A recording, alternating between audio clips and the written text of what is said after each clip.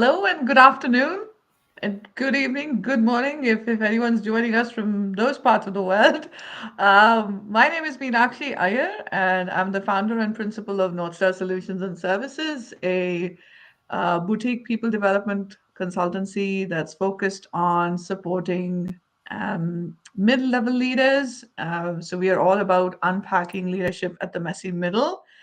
And with me here is my friend and collaborator and partner, Tiffany Castano. Hi, Tiffany. Lovely to have you here. Yes, thank you, Meenakshi. I'm excited for this conversation. It sounds like a lot of other folks are too. So, thanks to everyone who's joining us from wherever you are in the world. And I'm Tiffany Castano. I'm CEO and founder of CEPHR LLC, which is an HR and culture consultancy based in Pittsburgh. And we're really excited to have this conversation today. So, both Meenakshi and I partner with different types of organizations, and we're excited to talk about what does it mean to reframe leadership in today's world that is ever changing. Absolutely. And oh, yeah, and I forgot to mention, I'm based in Virginia, and we're having a snow day here today. And it's 2 p.m. in the afternoon where I am on Friday. And Tiffany and I are in the same time zone. And we met in the online world about 4 years ago now. And Yeah. we have had the pleasure of meeting in person as well a couple of times in the past couple of years. And that's been absolutely wonderful. And like Tiffany said, we have done a lot of collaborative work, particularly our annual conference that we've been co-hosting for the last, this will be our fourth year doing it Together, together. yep. Yeah. Mm-hmm. And we're very excited about that. And one of the things that we share is our commitment to supporting our communities. And we both do it in different ways. And we are complementary to each other in our areas of work. So while I tend to focus more on individuals and teams within organizations, Tiffany's work is more at the organizational level, helping companies, particularly small and medium enterprises, setting up people-centered culture and practices. And so there's a lot of overlap in the work that we do, and I that's one of the reasons why I love collaborating with you, Tiffany, and we besides our shared core values as well. Likewise. Wow, what an inspiration for this afternoon. And the sun that you saw hitting my face briefly has now gone back into the clouds. We are also having snow here. I'm glad that I'm indoors today. So, but those of you who are outdoors and enjoying snow, I hope that you're able to enjoy it and stay warm and healthy and safe. Yep. And everyone that's joining us live right now, we would love for you to let us know where you're joining us from. So let us know in the chat. And at the moment, we are live on several platforms between the two of us. So we're live on Facebook, LinkedIn, and YouTube for North Star. And Tiffany, you are live through YouTube and LinkedIn as well, right? That's right. Yes. Okay, So fun. Power of wonderful. technology. Yeah, so let us know where you're joining us from and what you would like to hear in the context of reframing leadership. What are your thoughts and questions? Let us know, and we'll pick that up as we go on in our conversation today. So, Tiffany, if I may um, invite you to kick us off today.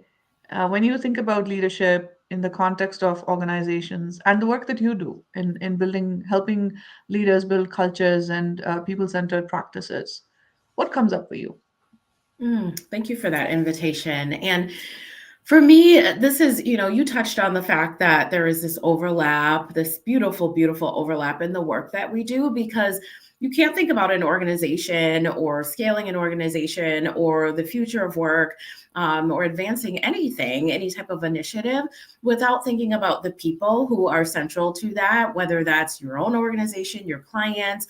And for me, what comes up is really, how do we be in collaboration with one another and understand that, there are different departments within, and that different leaders have different styles. So we may have, kind of a subculture within a culture. And how do you really balance that as a leader? What's expected of you? And so it's about having your own set of values as a leader, and really having your team's back, as we always talk about. Meenakshi, I think is so important, but establishing and contributing to the culture, and that can't happen without collaboration. It's also an opportunity to grow your team and to have a good pulse on, succession planning. It has been a big focus, and so making sure you know how you can develop your team, what are their aspirations, what doesn't excite them, and how you can keep them engaged in their work. And those are the things that are top of mind that I'm talking to clients about, that I hear from my other networks, like, and even folks who are employees. And just understanding that these are the things that are going to push your business forward and that people care about. And of course, there's always just meeting the human as they are at work. I really love what you said, especially towards the end about being human at work, and I know that that's another piece that we are both equally committed to, is around bringing humanity back into the world of work and into the world of business. You talked about succession planning, and that really brought up. And by the way, I'm seeing some folks joining us live. Hi, Govind. Hello. Thank Oh, you for from joining us Virginia. live. Yeah. Um, so one of the things I know that in the context of reframing leadership that you and I have talked about is how the world of work is there are certain characteristics that are unique to the times that we are in. So number one is we have the most number of generations working together in corporate settings, and that's true, I think, in most parts of the world. Mhm. Although the nomenclature of baby boomers and Gen Z and Gen A and all of that is probably it's used worldwide now, but it's not native to other parts of the world, because like the term baby boomer, for example, is rooted in World War history, which you know not all parts of the world were involved in that, although it's a world war. So so when you talk about succession planning, that was one thing that popped up for me, is the multi-generational teams that we are a part of, and w- what are some shifts that we're seeing in um, who's looked at as a leader and who's not in an organizational context. So I've been in the corporate space for the last 25 years, and I know that in my lifetime as a professional, I think those definitions have changed, and the parameters around what a leader should look like, I think, has shifted. So one of the big shifts that I'm seeing is with the younger folks coming into the workforce, there is a shift in what their expectations are from the workforce, and I know that that's another topic that we're going to touch on today. Mhm. Um, and so um, expected behaviors of leaders, there's a shift in that as well. So there's with the work that I do with my clients, one of the questions that comes up, especially for those who are taking on people leadership roles for the first time or are fairly new in that space, one of the things they worry about is, how do I engage my team? How do I keep my team motivated? And especially among women, there is also this concern, if you will, of how do I balance being liked and being respected, and being taken seriously sometimes, just because you're a woman, and there are environments where you may not be taken seriously just because of your gender. And so one of the things that I find I support my clients with is really honing in on developing their curiosity and developing their growth mindset, if you will. So walking in with an open mind and asking questions, as opposed to acting like you know it all or you know most of it, right? And I find that younger generations are more open to that type of leadership where it is more collaborative, where it's not top down. And we all know that those models are becoming obsolete and they really don't work in the world that we're in today. And so um, I want to stop here, and I also want to get your reaction and see if folks that are watching us live right now, what questions or thoughts they might have. Yes, I would just all of that. I'm still processing, admittedly, a little bit over here, but I would love to hear what folks are thinking, and I would wager to say that I'm sure that a lot of folks are feeling the same way. A lot of these conversations are happening in organizations.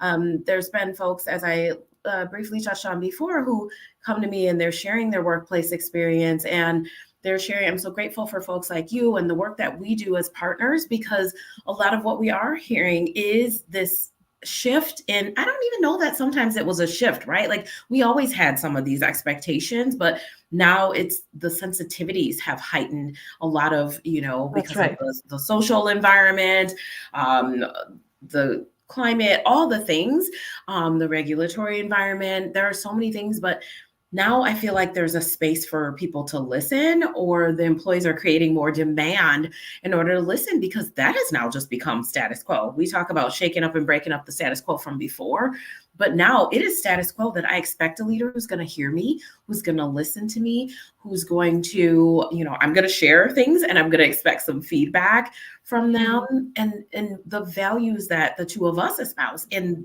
are those that people, not that their values are the same, but people come into the workplace today and they have these established values, and it's more Mm. of a conversation of how are you meeting those and can you align with those employer, if you expect to keep people. And so and we have the most generations in the workforce today.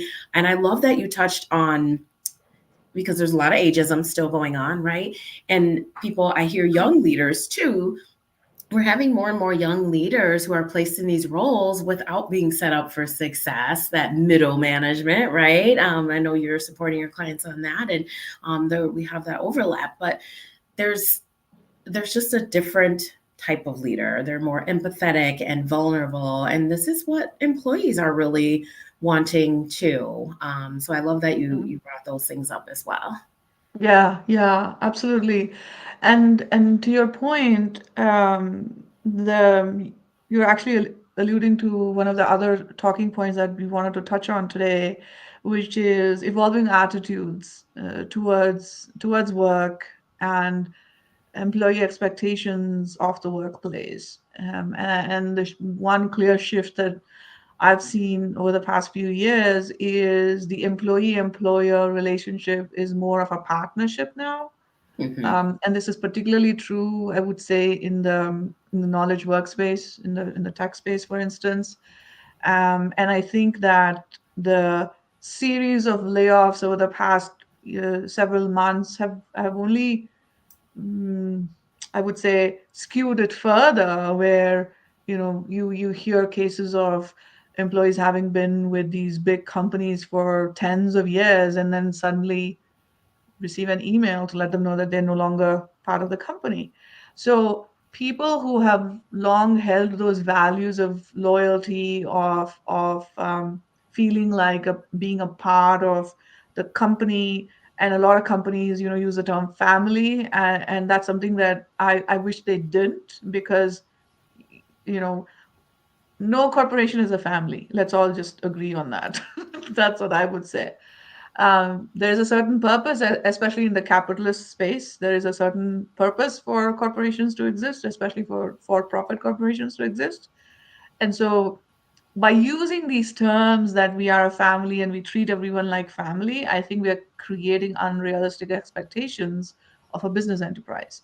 And we're seeing a lot of that come through now, especially with the layoffs that's happened, and in general how employees are being treated. And at the same time, exactly like you pointed out, there is an increased, I love the term you use, heightened awareness about individual rights, about personal rights, and employees no longer hesitating to articulate their personal needs.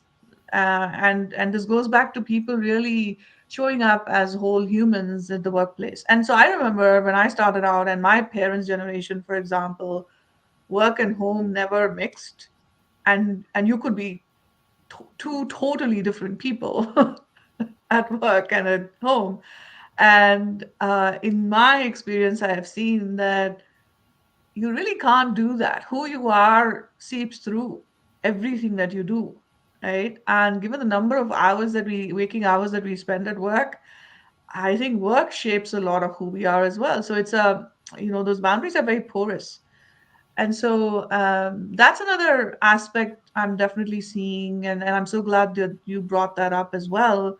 And leaders really have to, particularly organizational leaders, have to um, overhaul their style of leadership in order to accommodate all this as well. Um, Mm. what's coming up for you? There's hi Carol Jean. I just was noticing that. I'm always processing whatever you say. It's just like so I love our partnership and our friendship. We just learn from each other. I'm really like resonating with when you said porous boundaries. I was like, ooh, I never thought about that. But it's so true. And I love how you talked about overhauling too, because I celebrate being on my soapbox and just like loudly cheering and advocating. And sometimes it's gotten me into trouble, but I'm okay with that too. And I think we have employees now who will make that good trouble, right? And we're seeing that as a result of these different shifts. And you talked about the different, it's so funny about the whole family thing. I literally was on a post yesterday and someone said this, and we were talking about the family, and it doesn't bother me as much as it bothers some people. I understand like both sides of it, but they were talking about, kind of the support and the services that their company offers and product is around bereavement.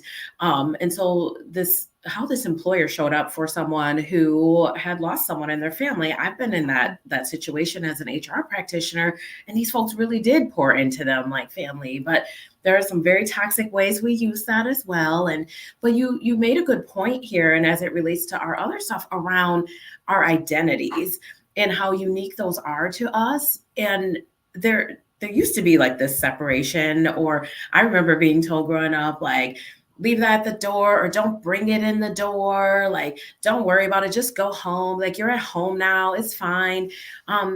But that is not fine. And I'm not saying make work your whole identity. But we would, I think that we don't do ourselves any support if we're just pretending like work is not a part of who we are too. It's a Mhm. huge part of who we are. I know that we love the work that we do and it gives us passion and purpose. Why would I not want that to be a part of who I am? So that's kind of Yeah. what surfaced for me when you were sharing that. Absolutely, absolutely. And I know we have a question here, and before I get to that, Yes. something else you said, right? And that touches upon one of the five things that we wanted to touch on today. It's our lives being so tech driven and tech enabled. And so social Hmm. media is such a big part of our lives now, and it's getting tricky for both companies and for individuals, for employees, to figure out how to show up Hmm.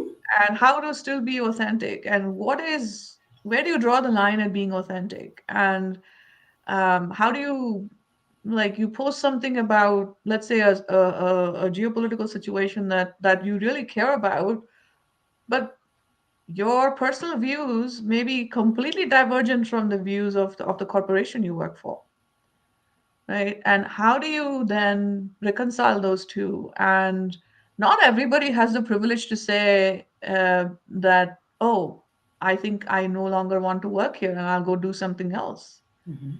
And there, and I want to sort of do a sidebar here and double click on this a little bit, because it's also very um, um, easy to get carried away by this sort of advice that you see floating around in the ethernet, internet space, where people will say these things. But I think each of us, uh, nobody has the right to shame us into doing something, Hmm. And I remember you have mentioned that before, you have brought that up before. And I think that as individuals, particularly those of us that are employed for and work for a company, it's up to us to decide who we want to show up as. And it's, I think, so for someone like me, I am very particular about what I talk about in public spaces and what I talk about in my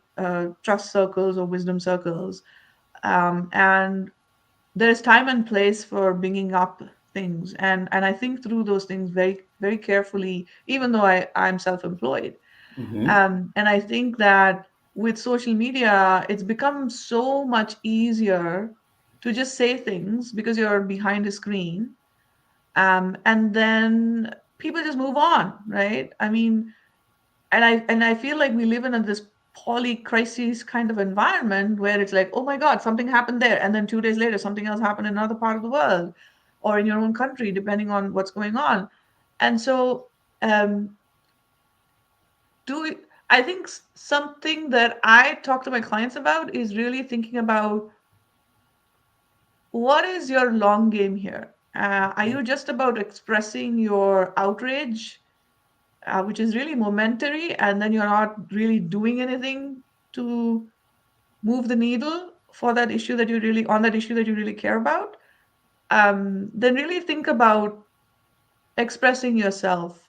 And so I think there's a huge conversation that needs to happen, because it's so nuanced. There is different generations who think about expression differently, and then different cultures think about it differently. And now that we work in these multi-generational, multicultural environments most of the time, I think redefining some of those norms or rules of engagement, I think, is another piece that leaders become eventually leaders become responsible for. So that's another piece that I wanted to touch upon and bring out as well. And I know we have questions here. Yes. Carol Jean, lovely to see you. Thank you for being Yes. here. Speaking of tech, Carol I Jean was know. mentioning the phone. Yes. Yep. What are some ways that we as individuals can begin to shift our workplaces and how we are viewing and creating future leadership to be diverse and inclusive? Ooh, that's a good one. Mm-hmm. Juicy. Yes. What's Hmm. coming up for you, Tiffany? I really am appreciating one the question. Thank you so much for this, Carol Jean. We always appreciate your thoughts and the depth of them. I really love how you frame this as individuals and appreciating the individual aspect of how we operate in this ecosystem of the workplace. It's not just about the company; it's about us as individuals and how we feed that and how they are responsible for nurturing that. But so are we. And so, because you put this individual aspect on it, what it reminds me of when you're saying like viewing and creating the future of leadership to be diverse and inclusive. I think it is the generational, multi-dimensional, really super nuanced, as Meenakshi said, um, pieces of what it looks like to exist in an organization. And I think it becomes also us challenging the norms that exist in our workplaces and shaking things up, one of my favorite things to do. And I really think that is how change happens. We are naturally resistant to it, but if we are going to make any change, it can start at such an individual level. And I think that that's important, and as well as establishing your own values and what you need out of these employment relationships, because our leaders are shifting into folks who are creating, frankly, more psychologically safe environments, which is just that's baseline expectation these days. Absolutely. Absolutely. And to add to what you said, Tiffany, so see, I call myself a personal agility, self leadership, and change leadership coach. And I really hone in on what is it that you as the individual can do to bring about the change that you want to see in the system. And so to me, instead of, I think our default, and I wouldn't generalize it, a lot of us tend to operate from the default mode of, oh, the system needs to do XYZ. So it could be the company, it could be the government, whatever, right? And I think in doing so, we really forget the power that we as individuals hold. Because at the end of the day, when we come together is what we are the ones who form the system.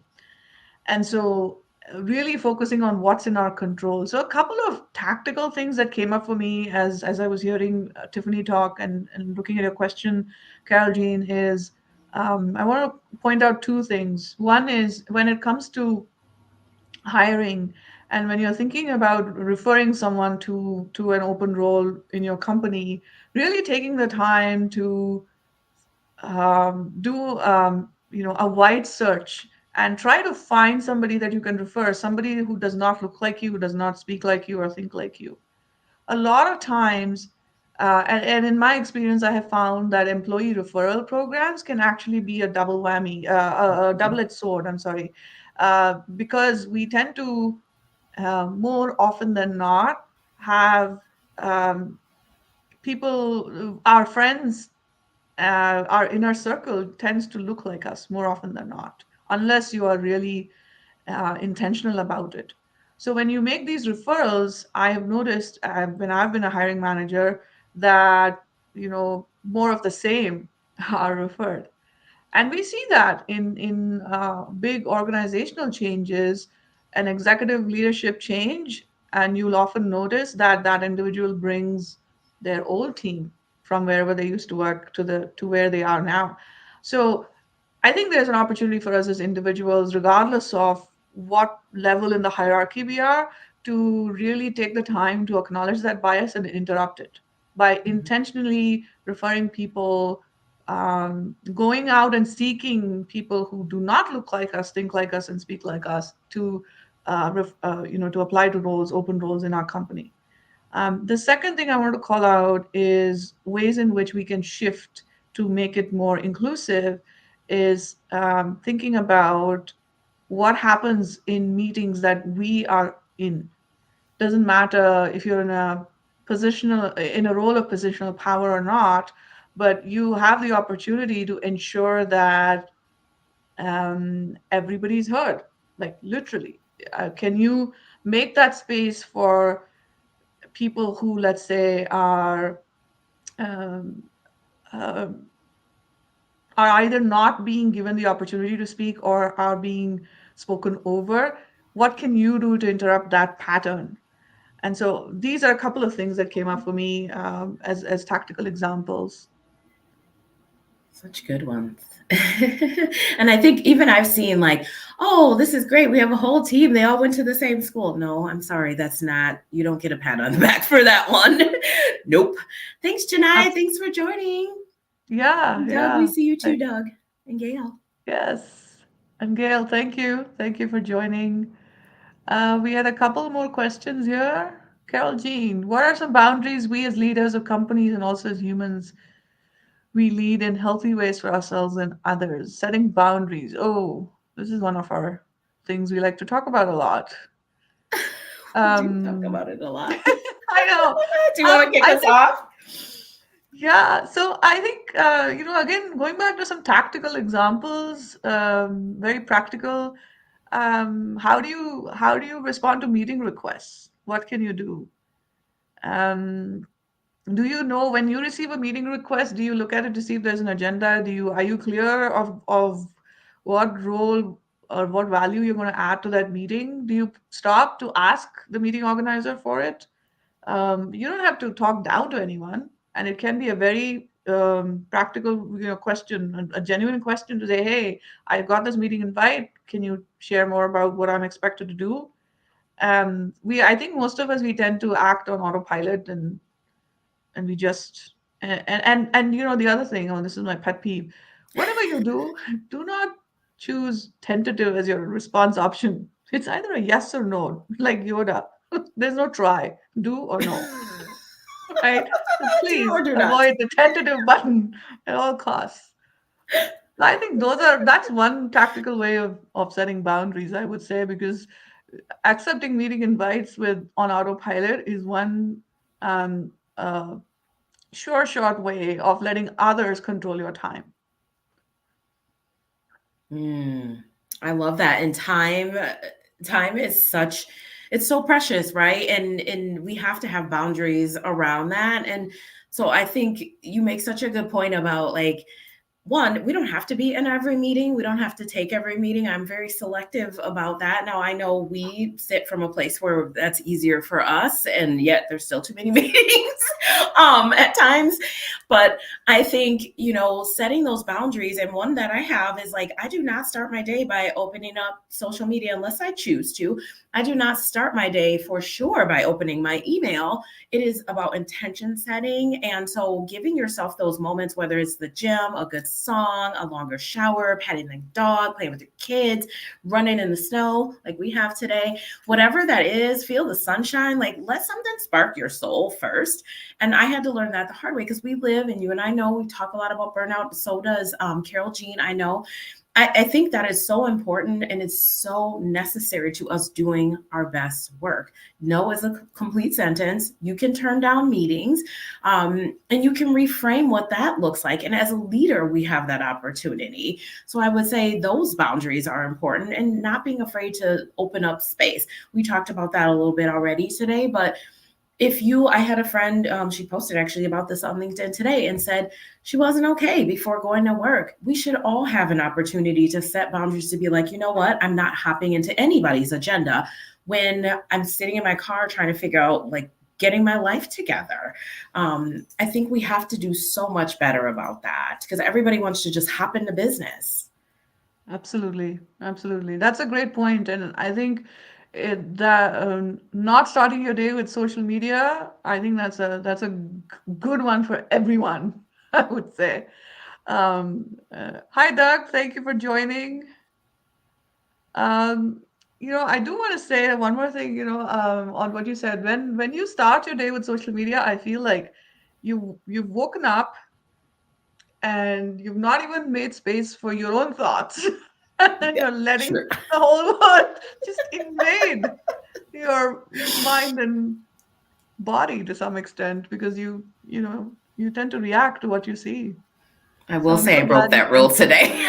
I broke it today because I had about 7,000 meetings or more to come. But I think, sometimes we do what we have to like fit it in and make sure, we balance as partners. I wanted to make sure I shared this post before meetings kicked off. But at the end of the day, do what works for you. Maybe it brings you joy. Maybe it is that thing that sparks your soul. So we're not here to tell you like, don't do this or whatever. But what I'm really trying to get across is just work can't be everything, right? Like that is a fast road to burnout. absolutely, absolutely. And we have a few Hi, more people Nivedita. joining here. Hi, Nivedita. Good to see you Yeah, it's good to again. see you. Yeah, Carol Jean. Yes, absolutely. Yeah, we all focus a lot on our time, and you talk about time management, but it's really how we manage our attention and our energy. And we all know that Mhm. our energy goes where our attention goes. Energy flows where our attention goes. And so it's really about how are you preserving your energy, and how intentional are you with how you expend your energy. Those are some of the things I know, Tiffany, we talked about in our recent annual conference on burnout. And Mhm. I'm so glad that you mentioned that as well. And we can't pour from an empty cup. So as leaders, how do we build those boundaries for ourselves so that we are available to our teams and our people and our organizations when they really need us? And so it's very important to um, use our energy judiciously. So I'm so Mhm. glad you brought that up, Tiffany. Yeah, one other thing that's coming to mind when we are talking about reframing leadership and these boundaries, and what you just said that triggered that for me is making sure we set clear expectations, that people have clear roles, and that because some managers are way too in the weeds, and they're not, you should as a leader be setting the vision. Not saying you shouldn't know what folks are doing, but bring that autonomy back to work. Like that's another thing that people want. No one wants to be micromanaged. It's not fun, it's not exciting, it's not why we get up and show up to come to work every day so somebody can check if our light's green on Slack. And so I think that has to be a part of reframing this new leadership. That don't be afraid, move your ego aside, step Mm. aside, and let the next generation, like, it is a source of pride to bring up the next level of leadership and the next generation of leadership versus I had to earn my way. Now you got to earn yours. I always use my husband as an example because he has promoted lots of people under him and he celebrates that. And I'm like, you are the leader that we need in this world. Absolutely, absolutely. And that's a fantastic point that you brought up. As leaders, our success is really our ability to create success for others, enabling others to be successful. Mhm. And this is why I so strongly believe that leadership has nothing to do with a formal title or positional power. It is personal power over positional power.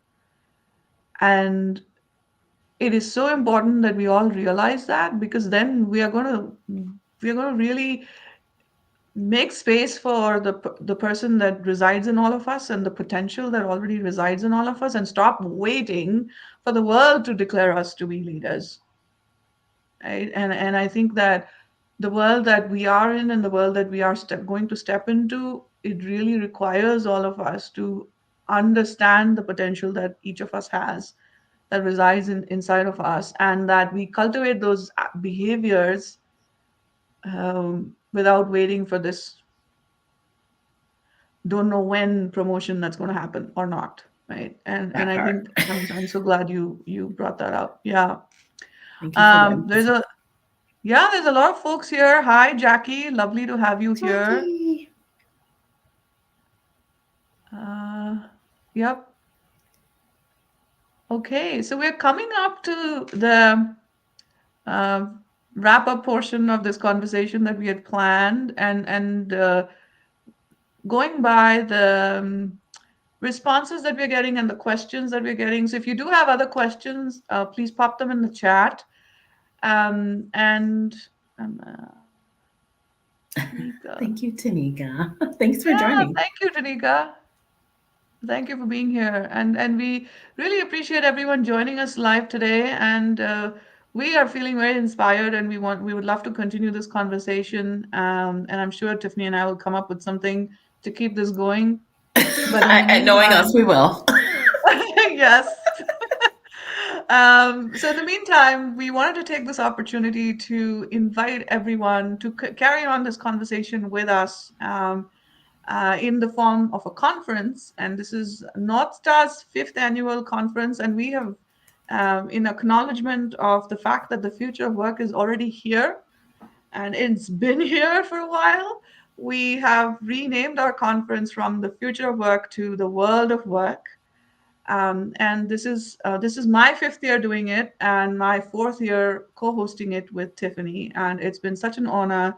And we know several of you have already bought tickets, and several of those, you've been with us since I first started the journey back in May of 2020. And I cannot tell you what that means, to me and to Tiffany and I together as well in this collaboration. So save your dates. It's a Friday, the 23rd of February, and it's from 11 to 4 Eastern time, and it's on Zoom, so you can join us from wherever you are. And you can get your ticket right now by scanning the QR code that's on your screen. And you can follow both of us or connect with both of us to get more information.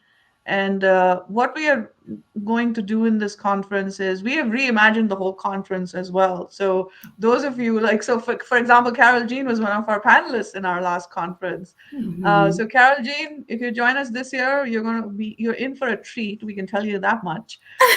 So each of us, Tiffany and I, we are offering um, our signature program as a masterclass in this conference. And then we also have book giveaways. We have a fireside chat, and we are both excited about our MC for the event. So you'll have to come to the conference to see who that is. And Tiffany, I'm going to stop talking now. I'm getting so excited that I'm just rambling on about the conference. I mean, it is Invite you Friday, to so talk why about not have a party? Also, we are just a party, and all these wonderful folks are joining. Thank you all so much. We truly cannot do this, excuse me, without each of you. And community is one of the pillars that I just love that we both share as a value. I know Junaid here, this man will like travel around the world to see. He has met so many LinkedIn people. All of you are really such an important part of our community. So we appreciate your questions, your thoughts, your time. We just talked about how precious that is.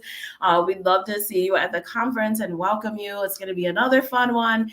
We also, if you or anyone you know is looking for HR accreditation or professional development credits. There are 4 available. So we've been very intentional about that the last 2 years and making sure that we're pouring into our community that way as well, because a lot of what's happening at this conference is it meets those criteria as well, which is just another way to give back to the community.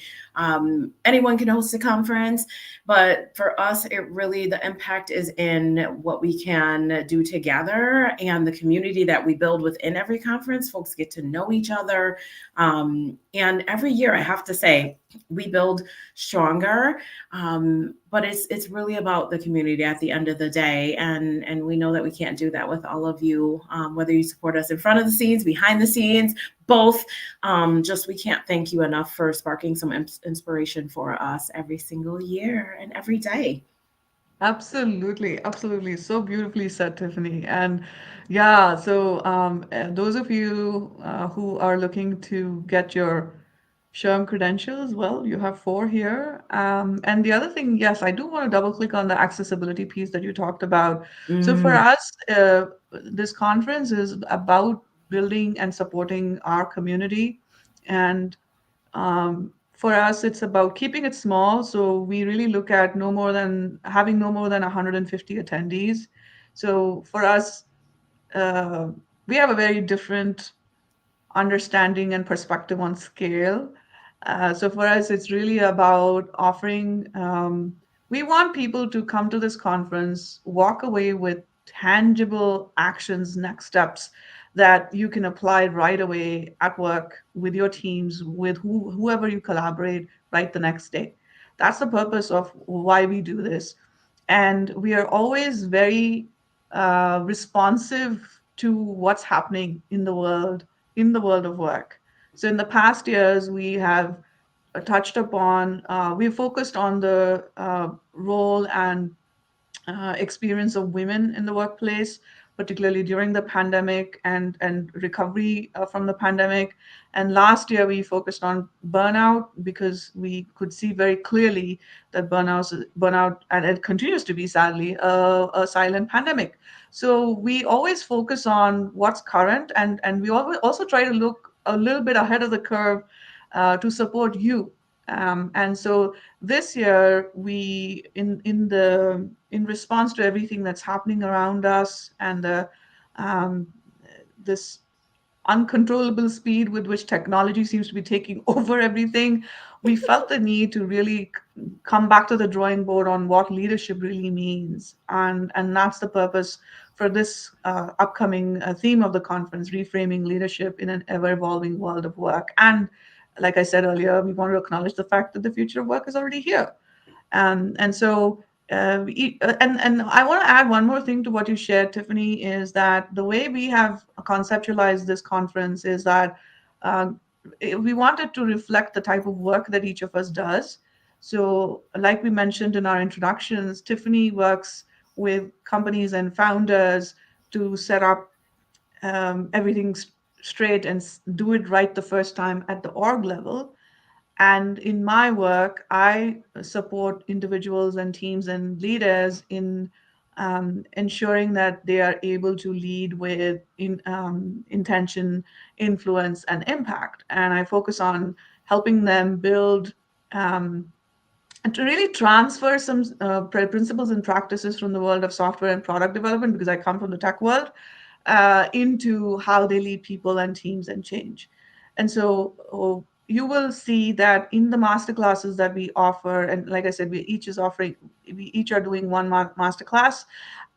We will be focusing on that aspect. So as a whole, the conference is really going to address all three layers of the professional ecosystem: the organization, at the team level, and at the individual level.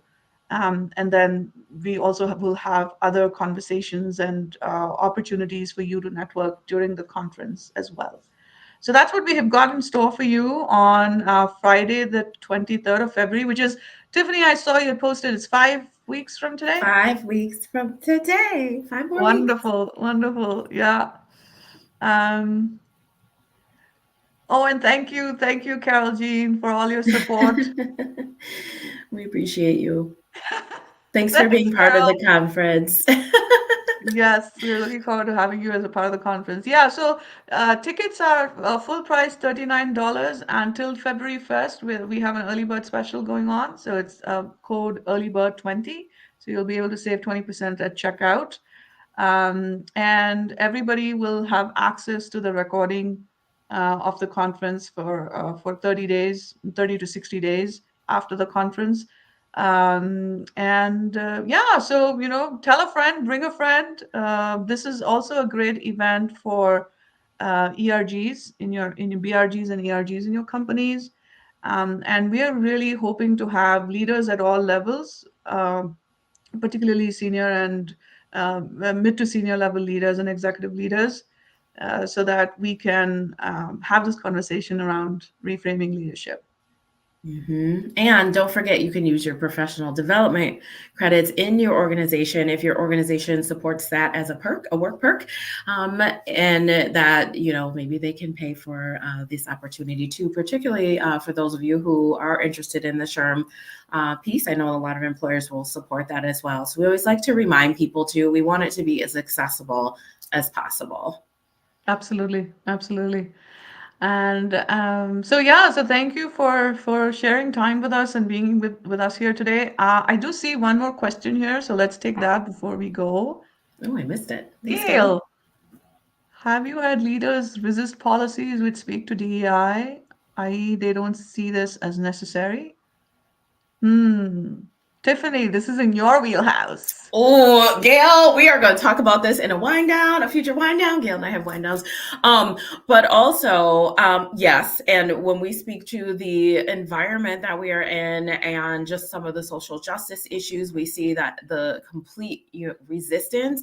One of the main focuses for myself and CEPHR that we partner with clients on is this change management. How do we change our policies?